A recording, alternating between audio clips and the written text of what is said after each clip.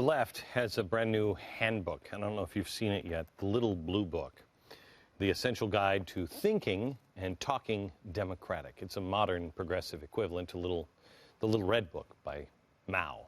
I mean, it's clever, isn't it? I mean, Mao only killed tens of millions of people. So it's a not so subtle reference makes Mao lovers like Anita Dunn and Ron Bloom beam with pride. The Little Blue Book.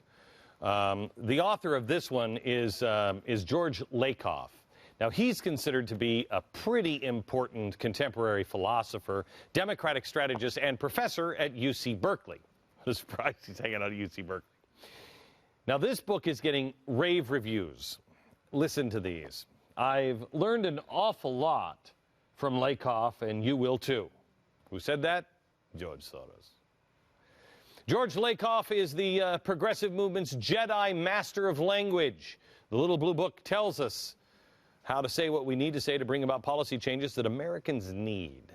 Okay, who wrote those? The first one was spooky dude George Soros, an admitted communist revolutionary Marxist green guru Van Jones. These guys think they know better than you do.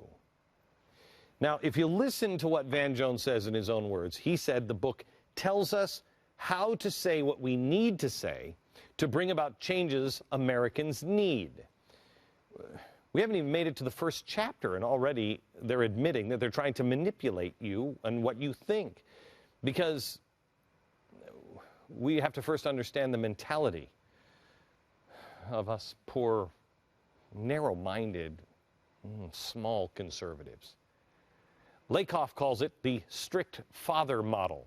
The difference between conservatives and liberals boils down to their moral frame and their family structure, since that's what shaped our values. Lakoff makes the case that us conservatives grew up with a strict father who protected us from big, evil outside world. Since daddy knows best, he makes the rules and no one can challenge them. If you do, you face the consequences. Are you kidding me? We believe in independence and freedom and liberty. Meanwhile, he says, liberals grew up in a household where both mom and dad had equal authority. You know, everybody's alike. You know, whatever. The family looks out for everybody's, best interest and then cooperates. There's an emphasis on transparency and open communication and shared decision-making. Is this a load of crap you heard of? Have you ever heard any of those words before?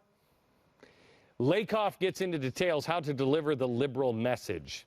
He has perfected the art with these groundbreaking tips. He says, use your own language, never your opponent's language. Stay away from conservative words like government takeover when describing Obamacare.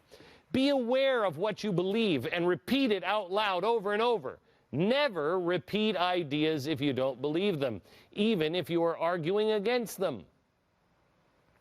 The ways to do this are by talking out loud to friends and by talking about the moral basis of your argument.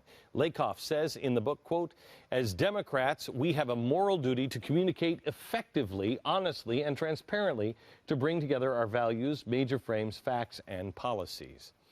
So it's just the Democrats who feel compelled to be honest. Obviously, this White House is led by example since it's all about transparency. He says, use basic level words, words that can be easily understood and easily learned since they're short. An example from the book is rather than using the word environment, say the forest, soil, water, air, the sky. They're easier to imagine than the environment. Look, we know that the left is very committed to its cause on how to package its message in a pretty little box, wrap up with a bow, and give it to you right around Christmas time. But it's all laid out right here. That's why we need to be even more committed to restoring our country. They're using the same tactic that I've laid out before at glennbeck.com. They're using the same tactic, the same one over and over and over again. We're laying another tactic out. Commit, activate, live, create. Go to glennbeck.com, register now to vote. November is just around the corner. Now that you understand the steps the left is taking, are you ready to commit to be the change you want to see? Let me show you one other book from history. It's this one. This is from Chicago, 1905. This is a copy. It's a little red book as opposed to the little blue book. This is a copy of the first convention of the industrial workers of the world. And in this thing are amazing things. Let me just read this one part to you. But do see here, this is an actual transcript of the convention that, as it went on. These are communists.